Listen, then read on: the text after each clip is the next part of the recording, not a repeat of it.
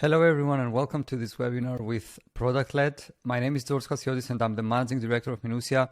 We help B2B SaaS companies accelerate organic growth through content marketing and SEO. And today I'm very excited to be talking about a topic that hopefully will be very useful and very interesting for you all. Please stick with me until the end, because towards the end of this presentation, we will be giving away a template that we are using as part of our process at Minusia, just so we can make the keyword research process easier for you guys. And let me just say before we get started that this webinar has many concepts that we haven't shared before in any of our webinars or podcasts or anything of that sort. So you will definitely learn some new things. Stick with me until the end. There will definitely be value for you. I can guarantee you that. So with that, let's get started. What is the topic of today's webinar? We are going to talk about SEO strategy for product-led companies. Okay. And I can only assume that if you are watching this webinar and if you are interested in this topic, you are part of a product-led organization, okay? And SEO, as you probably know already, can be a great growth channel for a product-led company. So let's get right into it. Let's see what we are going to see throughout this presentation, a quick agenda, let's say. First of all, why is SEO important? We are going to present some reasons why. The main two ways to utilize SEO as a product-led company, the 4 stages of organic search, what are the types of search queries that you have to be aware of when it comes to organic search. And here we are going to introduce a new way of thinking about queries and about categorizing those queries. We are going obviously to see some examples. We are going to explain what you need to pay attention to when you are going to embark upon a new strategy for SEO for your company. What are some of the tools that you can use for several parts of the process? What are some mistakes to avoid? Then we are going to present some findings of a study that we did a while back at Minusia on software keywords, and we are going to connect that with some ways to help you think beyond organic search. Let's get started. So first of all, why is SEO important for SaaS companies? Well, in most categories, and let's be honest, in most categories, the way people search has already been developed, which means that SEO demand is there. Okay, so organic search users are searching for solutions like yours online. You have to be there because the way they are searching has already been developed, and you have to be there to, let's say, to satisfy this demand. The second reason is because, as we all know, especially if you're working in the marketing department of a product-led company, a SaaS company, you know that customer acquisition cost for various channels is increasing over time, and in many cases has been very high for you to justify the investment in that channel. I would argue, even though obviously every category is different, but I would argue that SEO can still be a channel with relatively low customer acquisition cost CAC for your company. Next, we all know that most software categories are already saturated. Let's be honest, even if you feel that you are starting a new category, chances are that you are not. You're operating in an already existing category, which is a good thing from an organic standpoint, because essentially this means that there are others who have done, let's say, the heavy lifting before you. They have introduced the solution before you. They have educated people, the audience, the total addressable market before you. So you can go there and take and leverage that through organic search. And I would say that it all boils down to SEO is still a window of opportunity, especially for product-led companies. And we have many great examples of that. ClickUp, project management software ClickUp, is a great example on how of how organic growth can really help a company not only raise awareness about its products and services, but also about acquiring new users through organic search. And we can see here that even though ClickUp has started their organic search efforts relatively lately compared to, a market that exists for many, many years with many prominent players in that category, such as Asana or Basecamp and so on, that exist for many, many years, they have managed today to do a tremendous job when it comes to their organic search. And as you can see, this is a chart by Ahrefs, and obviously take data here with a pinch of salt, but it seems that they are getting lots of traffic from organic search on a monthly basis, which means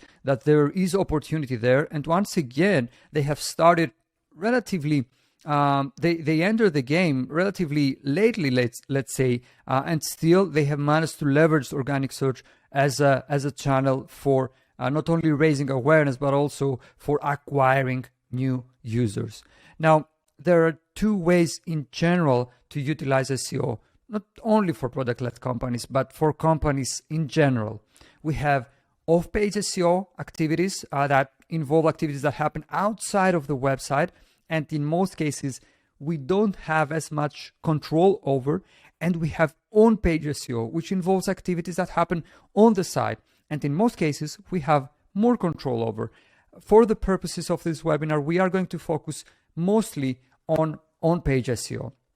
Off-page SEO could easily be the topic of a next webinar that we will have with product-led.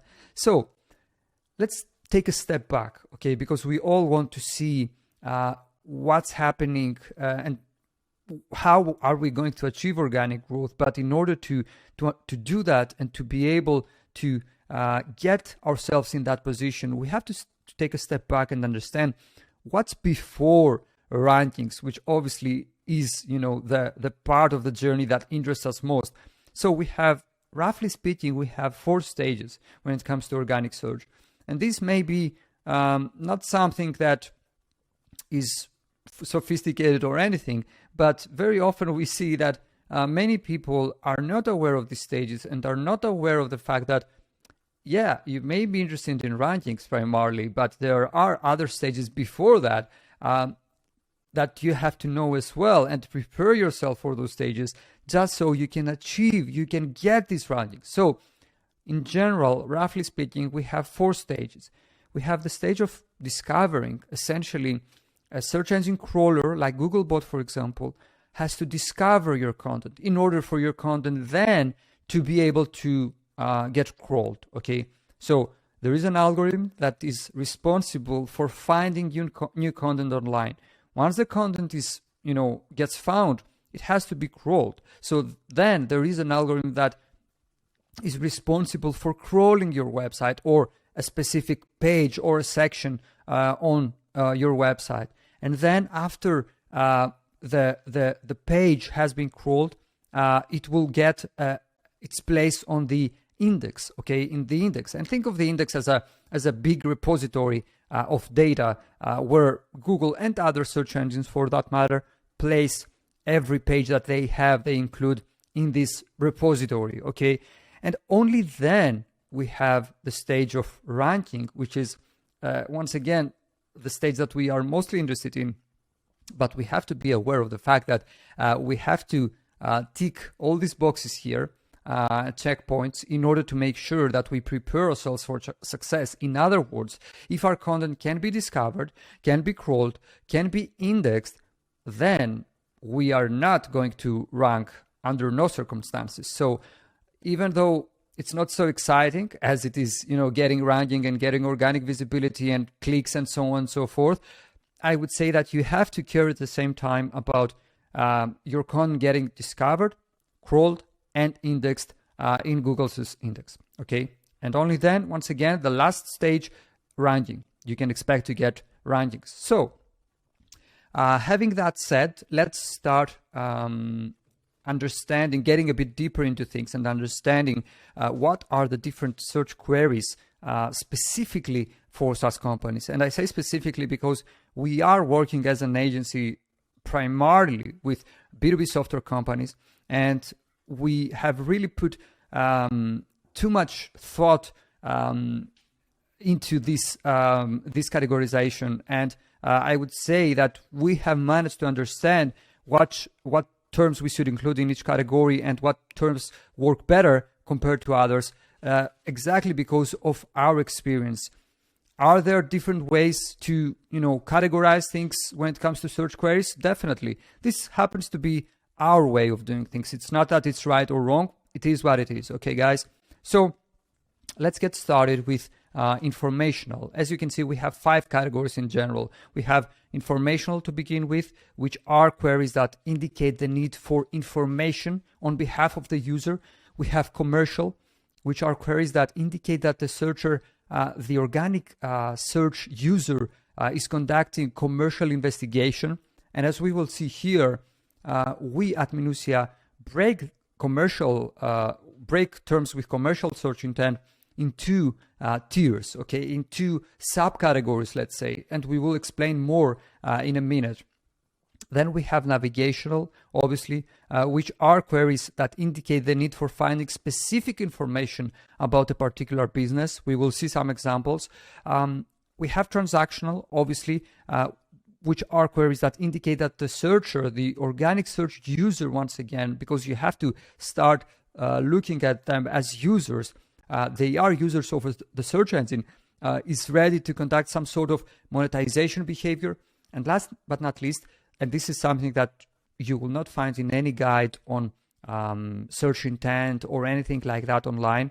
It's something that we have developed internally at Minusia and that we are using. It really helps us categorize things and identify a different category of queries that can be satisfied, let's say, in a different way. We have job to be done queries, which are queries that indicate that the searcher wants to get a very specific job done. And we will see some examples of that specifically for SaaS companies. Let's get started. Let's get started with informational queries. And let me just say, for the record, I want to be completely honest and transparent with you. All the examples that we are going to share are from Minusia clients, okay? We would share them either way. I just want to be upfront with you and transparent. They are from our clients. So we have first informational queries. And we shared in the previous slide what this category of queries is all about. And here we have, as you can see, queries like what is VoIP, how to create a landing page, and so on and so forth. The scope in this case is that we want to generate awareness and we want to build topical authority.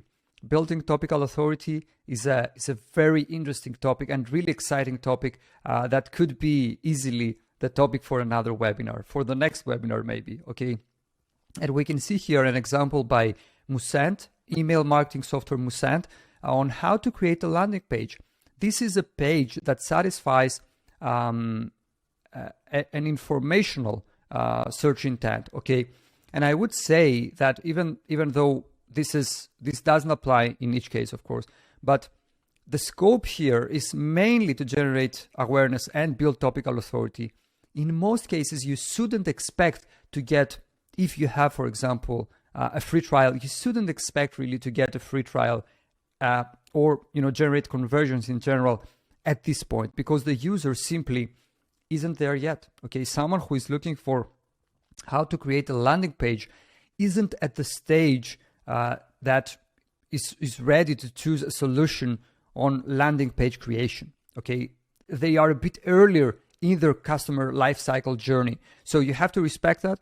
And I would say that in general, you should try to avoid selling, let's say, when you're covering such queries. A tip that we have here is that not all of the terms you're going to cover have to be directly related to your product's capabilities, which is a mistake that we often see when it comes to SaaS companies.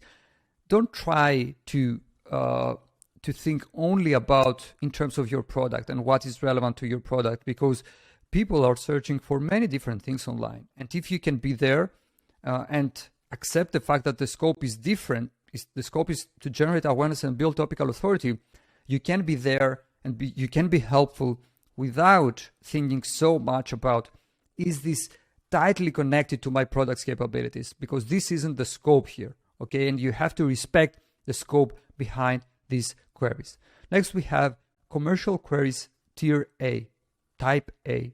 And at Minusia, we break commercial queries into two categories because we feel, and we have seen through experience, that people interact with content and with pages differently in each of the two tiers. Here we are going to see the first tier, and I really hope that you will be able to understand why we had to break them into two tiers. So we have some example queries here, VoIP software or best content marketing tools. Here people have identified, have understood, to put it differently, what is the solution to a problem that they have. Okay, for example, the solution that that they have identified may be that I need a content marketing tool, and they are looking for the best content marketing tools. At this point, maybe they are not aware of what are the specific solutions in the market. This is why they are looking for it. Maybe they are aware of some of the solutions that they will see in some of these pages. For example, we have here a list post by Respona targeting the term content marketing tools. And obviously people who are at this stage, once again, they have understood that what I'm interested in and what I need at this point is a content marketing tool. But they are not at the point yet that they are going to compare one tool to another, or they are going to search for an alternative to a specific tool because they have identified it as a leader in the category, and they just happen to look for alternatives. They are a bit earlier in the customer journey. Yes, they are commercially investigating, but they are a bit earlier. This is why it's extremely important to separate commercial queries tier A from commercial queries tier B. This will make your whole process and strategy way better, guys. Okay, way better. The scope here is different. The scope is to control the narrative and generate conversions during the commercial investigation phase. Just because we are a bit earlier doesn't mean that you can't expect to get conversions. This is not what we are saying. All we are saying is that we feel that when it comes to commercial queries tier A category, you have to accept the fact that people are a bit earlier. You can generate conversions for sure, but I would say that it's part of the scope and it's not the entire scope. And the tip that we have here is that you have to create both feature pages, also known as use case pages, you can call them however you like, and list posts, okay? Because here we can see that, for example, we have VoIP software, which, if you happen to be a VoIP software, will be a landing page. And you may also have to create a list post that covers this category of queries, let's say, in a slightly different way.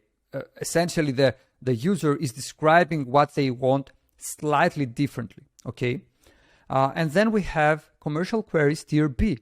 And here, as you can see, we have as examples Asana alternatives, Hootsuite vs later, or how to cancel HubSpot, okay? Here we have identified, I would say we have several use cases, but let me just focus on some of the most important ones. Someone who is looking for Asana alternatives is obviously commercially investigating, but chances are that they are either an active user of Asana and they are looking for an alternative because they have reached a switching moment and they have started searching for alternatives, or they are in the phase that we just saw, or a bit later, let's say, they have identified through a list post, for example, or through a review site, Asana as one of the most prominent players in that category.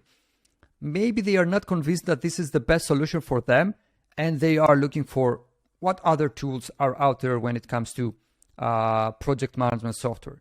Maybe there is something that they don't like about the tool. For example, the fact that the pricing may not scale as well as they wish. So they are looking for an alternative. So what I'm trying to say is that there are different reasons why someone may be looking for Asana alternatives. But for us, we have to accept the fact that this is different than this, okay? People who are here are earlier in the customer journey than people who are searching for something like that, because they have identified Asana, or they are, an active user, obviously, and they know what Asana is and what Asana does, but they have identified it as a prominent player and they are looking for alternatives. Another term, very prominent one, product vs product, okay? When people are definitely commercially investigating, but they are doing that knowing what their problem is, knowing what the solution is, and knowing most of the solutions in the market.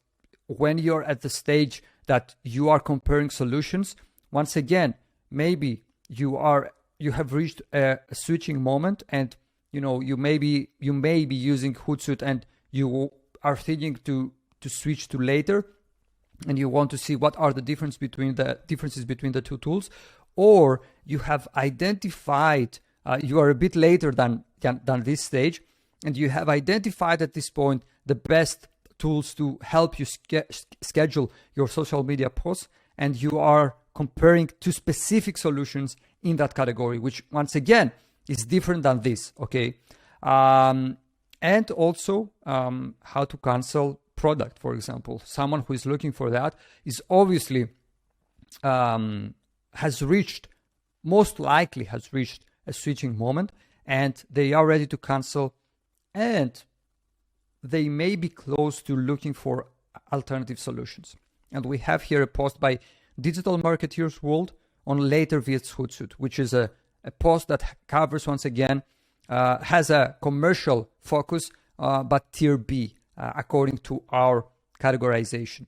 The scope here is obviously to generate conversions during a switching moment or during the commercial investigation phase, okay?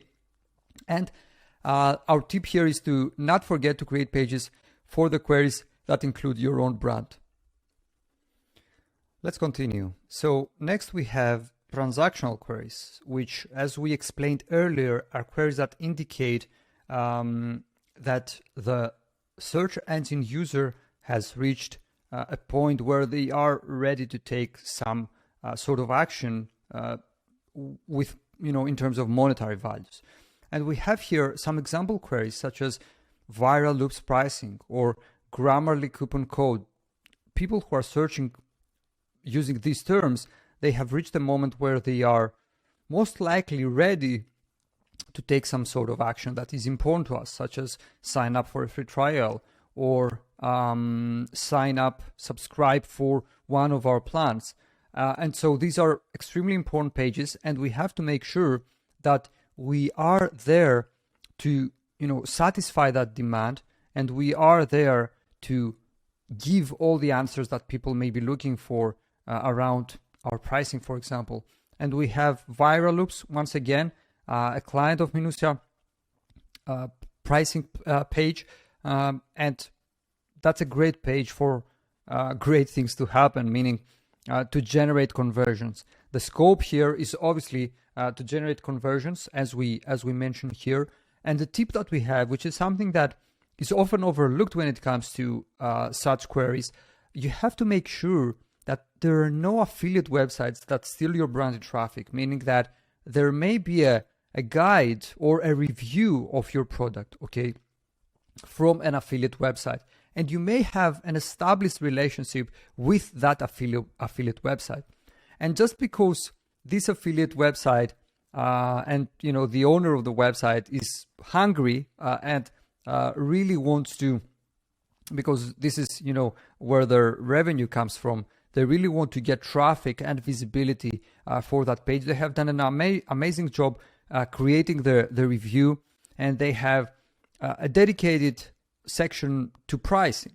And just because they have done an amazing job and even built some backlinks for this page, they manage to rank really, really high for the term, your product pricing.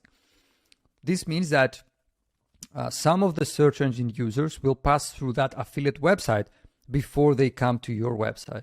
What does that mean? Essentially, an increased customer acquisition cost for you, while you could control the narrative and make sure that people who are looking for terms with transactional intent, land directly on your website and no and don't visit affiliate websites before that or anything of that sort. Okay, so this is an important part that you have to keep in mind. And next we have navigational queries, which, let me just say here that these are going to be more important as your brand grows. Don't expect people to search for specific things about your brand when you are at early stages, especially when you are pre-product market fit. And we have some examples here. Mentionalytics support SparkToro fake followers. Okay, people who are looking for these things are looking for specific sections or pages on a website. The fact that they are looking for those terms means that they are already aware of the brand. They know what the brand is. Maybe they are customers and they are looking for something specific on the website. And we can see here Mentionalytics, once again, a client by Minusia, one of our clients. We can see their contact us support page. Okay, here we would say that the scope is completely different than what we have seen so far, and it is to provide a great customer experience and generate awareness in some cases, of course.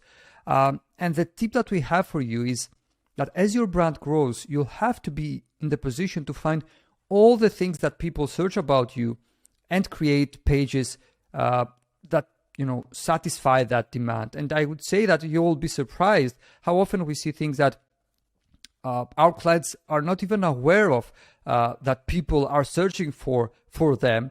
Once again, this applies mostly to bigger companies with with awareness in their category, and we have to consider very seriously whether or not we want other websites to get that traffic, which is for branded terms, or we want to simply create a page that satisfies what people are looking for. And last but not least, we have what we call job to be done queries. Once again, that this is important.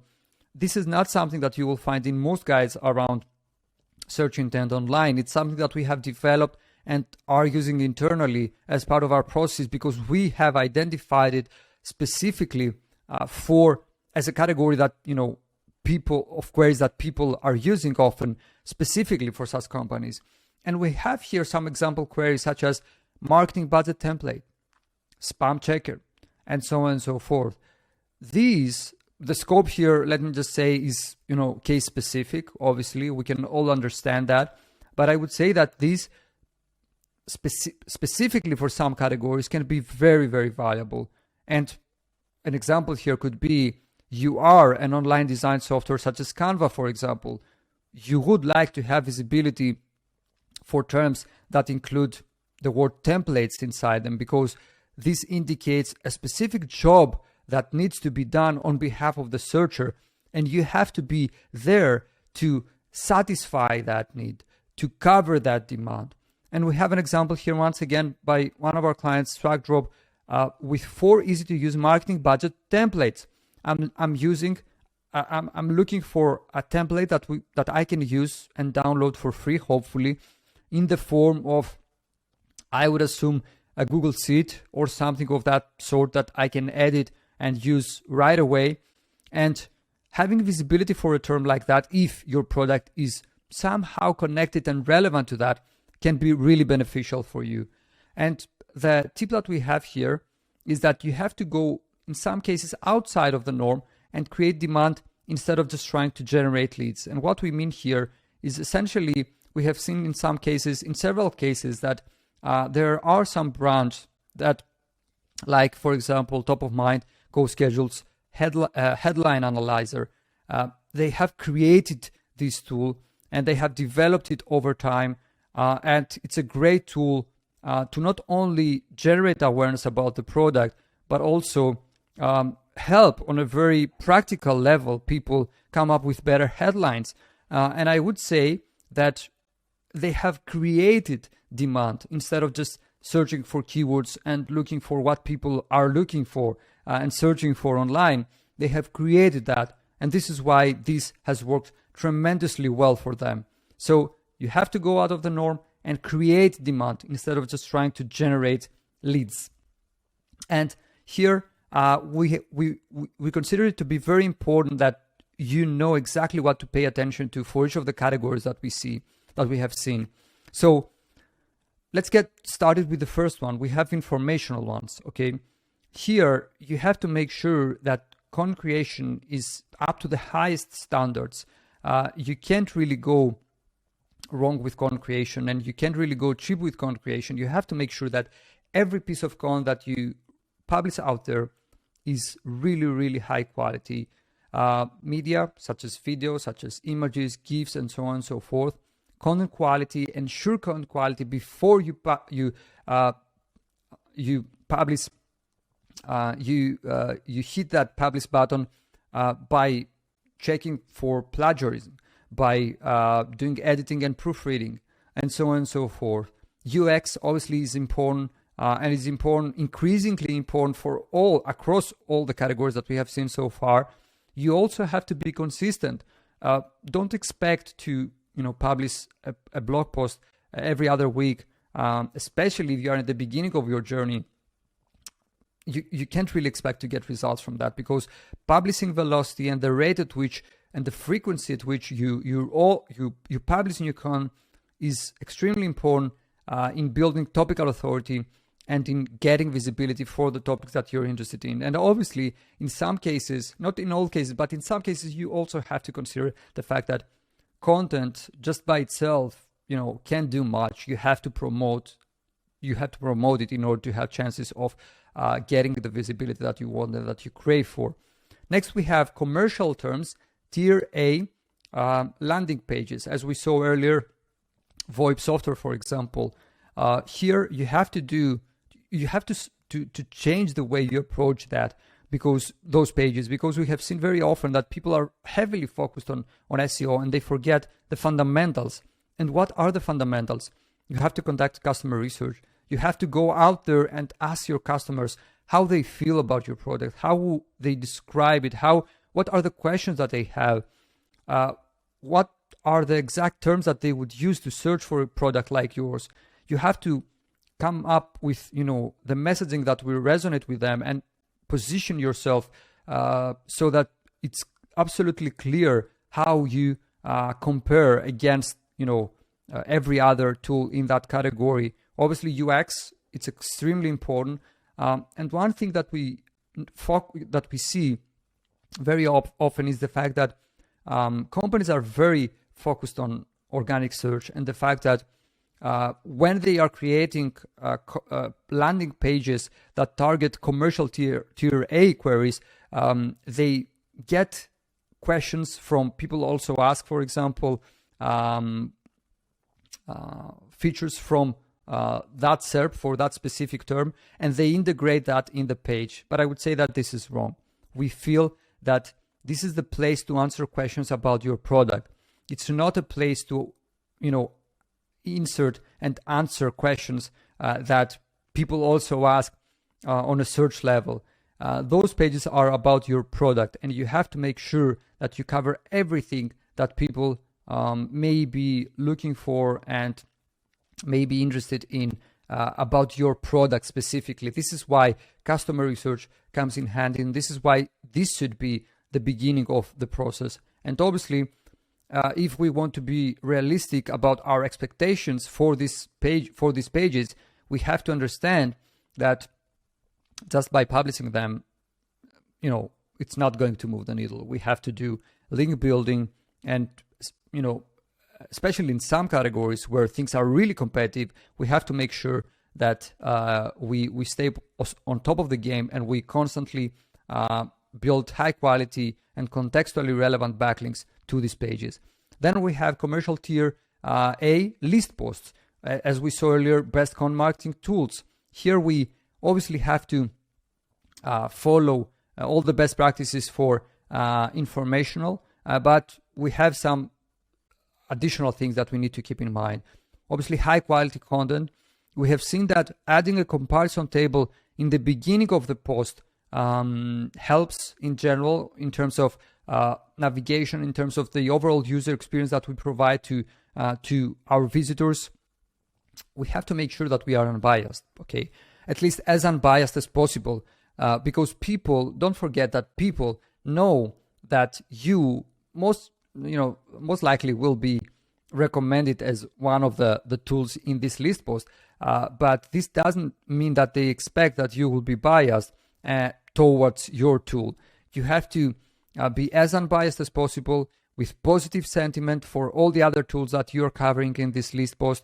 And we highly recommend that you add a disclaimer at the top or at the bottom of every post, because, for example, if you are including the pricing for each of the tools that you are including in this list post, the pricing may change in 3 months from now for one of the tools that you have reviewed.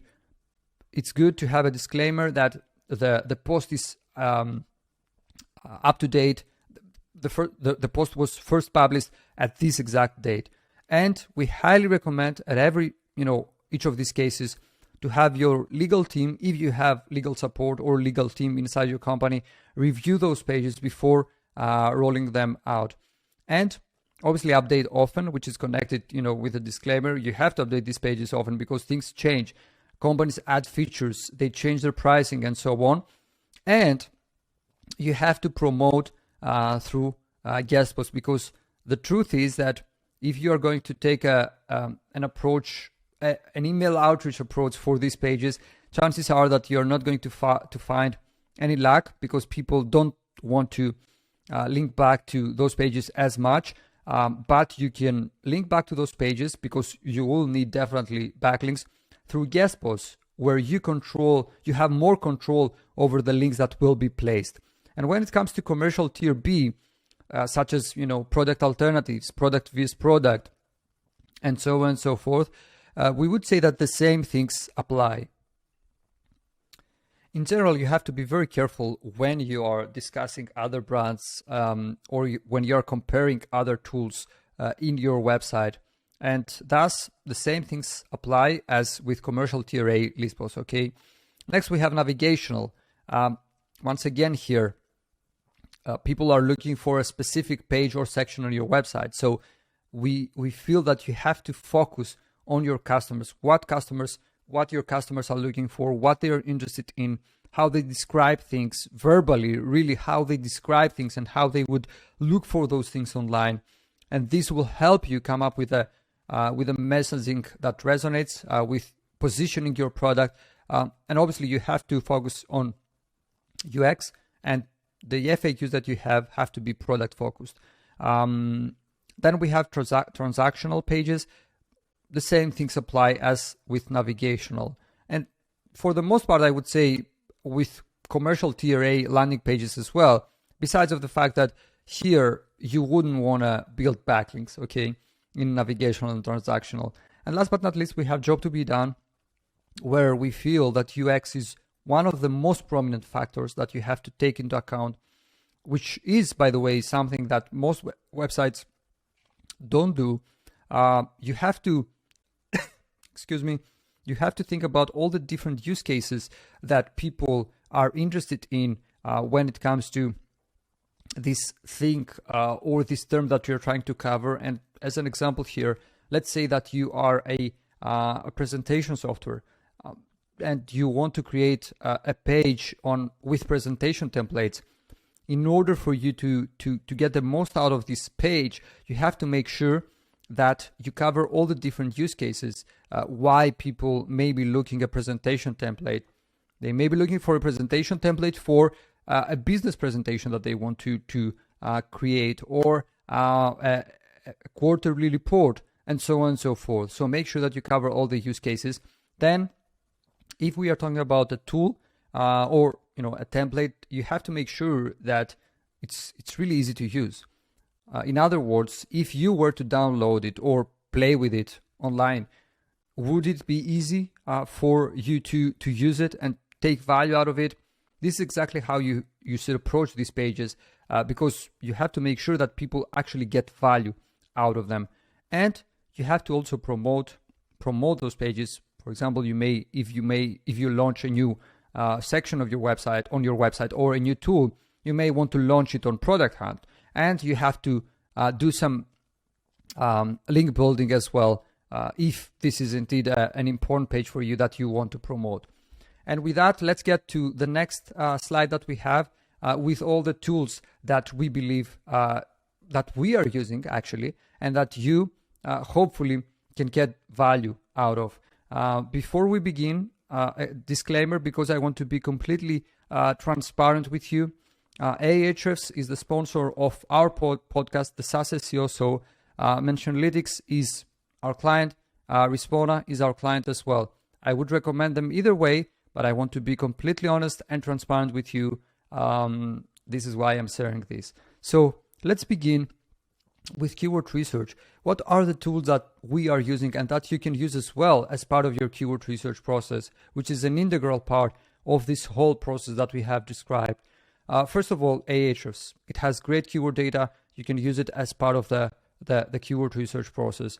Surfer SEO, they have a very interesting feature that's called Content Planner. Feel free to play around with it. And in some cases, we have seen that the recommendations can be really interesting and eye-opening when it comes to different areas that you haven't really identified that can be important to in the context of helping you build topical authority.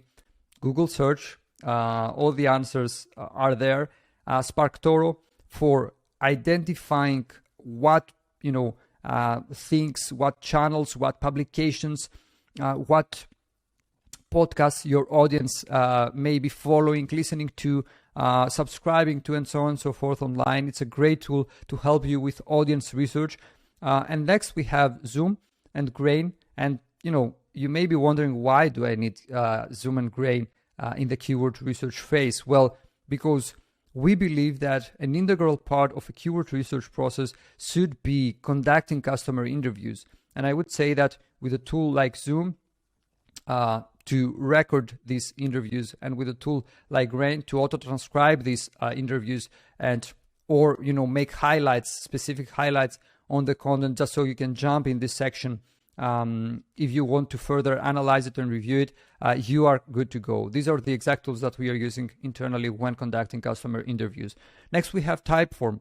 And once again, you may be wondering, why do I need Typeform for keyword research? Well, because you may have to do customer survey. You may have to run a customer survey, and you need a tool to help you with that.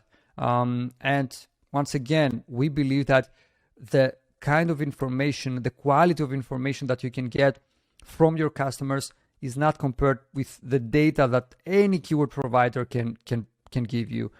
So make sure you are super focused to your customers as you start with this process. And last but not least, MonkeyLearn.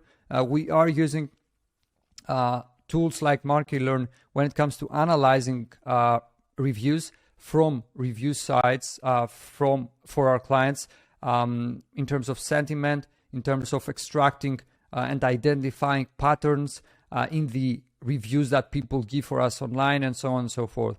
When it comes to content creation now, the exact tools that we are using are Asana for project management. We have Google Docs for creating the content, collaborating, and so on and so forth. We are building and we maintain and develop our knowledge base on Slide. And this is extremely important if you are interested in scaling up your content operations, having people outside of your organization write content for you, and so on and so forth. You want to have a centralized base for information for these people to jump in at any time and see, for example, what are your quality standards? What are your editorial guidelines? How do you approach internal and external linking, and so on and so forth? This is a great way, once again, building a knowledge base with a tool like Slide to make sure that everything is up to your standards. Next, we have ClearScope as part of the content creation process, obviously. We have Grammarly, where we mainly use it for its plagiarism checker. We have Mockflow, which helps us create mockups in minutes, actually, that we can pass on to a graphic designer within our team or outside of our team to create graphs for the piece of content that we create. And we have Loom in order to pass on, in some cases, not in all cases, but in some cases, to pass on additional information in the form of a video to a writer who is going to work on a piece of content. When it comes to performance monitoring, you can use Ahrefs for rank tracking. You can use Mentionlytics for getting mentions in real time for your brand or for terms that you're interested in. And you can use ClearScope's new feature, performance monitoring, in order to make sure that you monitor the performance of some specific pages that you are interested in and that are important to you. And when it comes to content promotion, you can use a tool like Respona if you want to build relationships with other websites, with other brands, with people, and so on and so forth. You can use an outreach tool like Respona to help you with that. We have covered the tools, and then at this point, let's discuss some mistakes that you have to avoid at all costs. It has to be above 2,000 words, the first one that you can see here. No, it doesn't. No one tells you that if you have 2,000 words and above in a page, in a content page specifically, this page is going to perform, because you have to look at other things such as user experience, such as search intent. For a page or for a query, based on the scope that it has, the answer may be as well given into 100 words. That's fine. As long as you satisfy that intent and that demand, you are good to go. Don't put limits in yourself. And this is something, by the way, that we have seen many times in editorial guidelines as well. It has to be 2,000 words. Don't put such limits in yourself, and try to examine every case individually. This is a generalization, and honestly, it's wrong. Let's use AI to write our content. This is a controversial topic, and I will share how we feel and what we think about it. AI can be good, but for some specific use cases. We feel that there is a long way to go when it comes to AI being in the position to develop long-form content efficiently, and so you have to find some use cases that AI can work great. For example, for tedious tasks like creating title tags and meta descriptions at scale. If you have, for example, 100 landing pages, you may consider using AI for that. But I would say that you have to be very careful, especially if you're creating other types of content besides content that's created for a search audience, such as opinion content, storytelling, and so on and so forth. We are not convinced that this is something that AI at this point, of course, can do. Let's start accepting guest posts. You shouldn't do that under no circumstances. No one is going to create a high quality piece of content for your website up to your standards, of course, because the scope in most cases, unfortunately, of guest posting is link building, which is fine. But we want to protect you and let you know that we have seen, and we speak from experience, of course, here, that accepting guest posts, which may be tempting at first, it's free content. At the end of the day, you will see that quality is not there, and you will end up having many blog posts on your website that underperform and that hold the performance of your website as a whole down. So this is something that you have to avoid, and you have to avoid it at all costs. It's not properly optimized. It doesn't have to be. Don't be obsessed over optimization, over doing everything up to its highest standards. It's okay if the title tag is not so properly optimized, or there is something missing from the meta description or anything like that. Remember, first of all, you are there to satisfy human beings. If you satisfy human beings, then chances are that the search engine is going to be satisfied as well, which is your ultimate goal. But I would say that you don't have to worry so much about having everything perfectly optimized. Let's bury our competitor in this post, and we have seen some examples of that earlier. Once again, it's extremely important to make sure that you are as unbiased as possible. When you have to give credits to your competitors, do that. When you have to say that they are lacking in some way, for example, their pricing is really high or anything like that, you can do that as well, but always with a positive sentiment, or at least neutral, and try not to, say anything that will put your brand in risk. Let's hit publish and hope for the best. This is another mistake that we see many brands do, many SaaS companies do. You have to start thinking about promotion as well. You cannot expect the same way, the same results if you don't actively promote every piece of content or every page that is important to you, because it's unrealistic to promote every page that you publish. But when something is important to you, you can't really expect to get results out of your content creation efforts or SEO efforts in general if you don't actively promote your content. Let's do it like HubSpot, which means that let's write about everything and try to position ourselves as the ultimate authority for every topic out there. This is a mistake, and one reason for that is because chances are that you will spread yourself thin, and you will not have the resources and the time required to, I would say, execute on a HubSpot-like strategy. So the best thing to do, especially if you are in the beginning, is to basically focus on specific topics, and after you nailed one topic, you can move to the other category, and so on and so forth. But especially in the beginning, don't try to act and don't try to follow HubSpot's approach. Why don't we feature the product in this post? This is another thing that we see very often, especially SaaS companies who are obsessed with their products do. And I would say that you have to think about the intent, and you have to be very conscious about that. You don't want to feature your product in every post that you publish, because the intent in some cases, in many cases actually, in most of the cases, will be different. Okay, people don't want you to see your product in there. You can integrate that in a natural way, but I would say it can't be the main theme of a post. Okay, every page needs to have a target keyword. No, it doesn't. If anything, if a website has an assigned target keyword behind every page that's been created and published, then something isn't quite natural, isn't as it should be. So this is something that you should avoid as well. And just an example of that we have seen, brands, SaaS companies specifically, trying to assign a target keyword behind their product updates, which doesn't really make sense. Just publish it and get it out there. It doesn't have to have a target keyword. And last but not least, I link to you, you will link to me. This is against Google's policies. You have to stay on the safe side of doing things. And at the end of the day, let's think about it that way. If you have to give something in return of a link, in other words, to do a link exchange, then you have to question the quality of your content.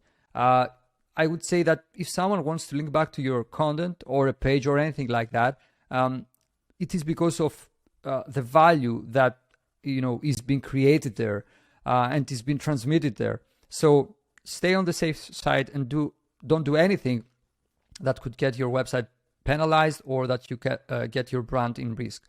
And with that, we have covered all these interesting things, and we want to share a couple more very, very interesting things that are important to you, and I really hope that will help you approach things a bit differently. A few weeks ago, we conducted a small scale study on more than 400 software keywords, and which means that these are keywords that include the word software in them, which throughout this presentation, as we have seen, are very important keywords with commercial intent behind them, which means that for you as a product-led company, these are important terms.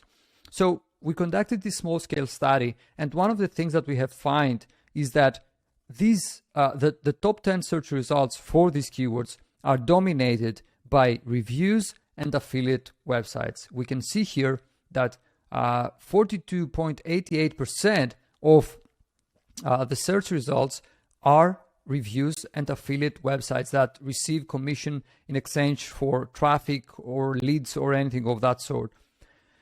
Which means that even if you do a great job with your feature pages, with your list posts, and so on and so forth, you still have to play that game as well, unfortunately. Either you like it or not. And at the same time, in that same study that we conducted, and I highly recommend that you click on this link that we have dropped here so that you can read the findings. It's not really so big. It will take you 5 to 10 minutes to go through it. In the same study, we have seen that the vast majority of software keywords have a keyword difficulty of 21 to 80, which means that depending on the category, of course, if you're just starting out, chances are that you will find it difficult to rank for terms with commercial intent that will get you the signups that you crave for, which means that you have to think differently about all this content SEO strategy, and you have to think beyond that if you want to have chances of succeeding. And how can you think beyond organic search? We have some ways here that I'd like to share with you. The first one is to try to bolster a strong presence on review sites and establish relationships with affiliate websites. As you have seen, and it's not our opinion or anything like that, the data speak, and what they tell us is that software companies, product-led companies, SaaS companies have to play the game of review sites and affiliate websites. They have to have a strong presence there, and they have to do so because these websites dominate search results. The second point that we want to make, that we consider to be very important, is to not wait until someone conducts a Google search. Get in front of people's eyes on social media. Promote your content, get out there, spread the word, talk about the things that you do, about your brand, about your journey, besides creating content that's targeting keywords, okay? Invest time and resources on activities with hard to prove ROI, which I know is difficult, especially if you have to report on someone the results that you have on a monthly basis.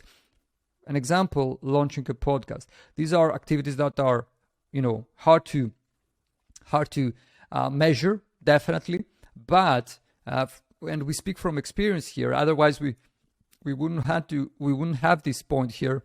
We really feel that this is an alternative way to approach things and grow without having to care so much about organic search and keywords and anything of that sort. It's not easy to measure, but it's definitely worth it.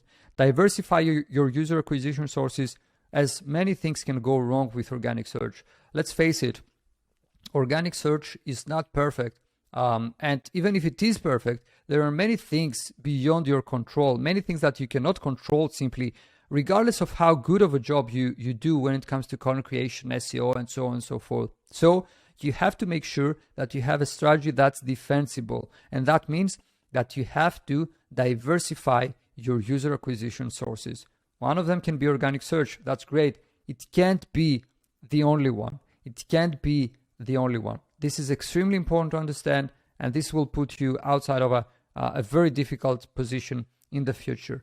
Invest time and resources on building partnerships with other SaaS companies, especially if you are in the beginning of your journey, or even not. I mean, we have seen bigger companies get value out of that as well. You have to think about co-marketing activities. You have to think about leveraging other companies' audiences, and so on and so forth. This is a great way for achieving growth and also establishing great relationships with people and companies in your industry as well. Try different content formats, and here I would urge you to watch our previous webinar with Product Led. It's really, really, really valuable. The feedback that we had from people who watched it is great, and I would urge you to see it, because I really believe that if you want to think beyond organic search and beyond content formats, beyond content that's created for a search audience, this will be, the answer to everything that you're looking for. And last but not least, you have to care about off-page activities as much as you care about the on-page ones.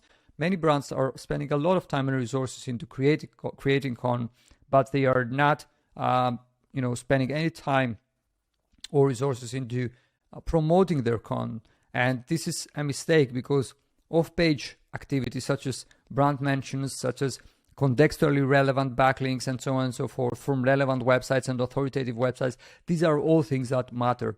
And when you understand that and actively do something about it, you will see that the results that you have and that you get from organic search are accelerated and are completely different than what you used to get. And that's pretty much it. We are ready to wrap things up. Let me just share one last thing with you that I think is very important. As you can see here, we have, and you will obviously have access to this. You can ask access from Product-Led, as we have shared the link to the seed for you to make a copy.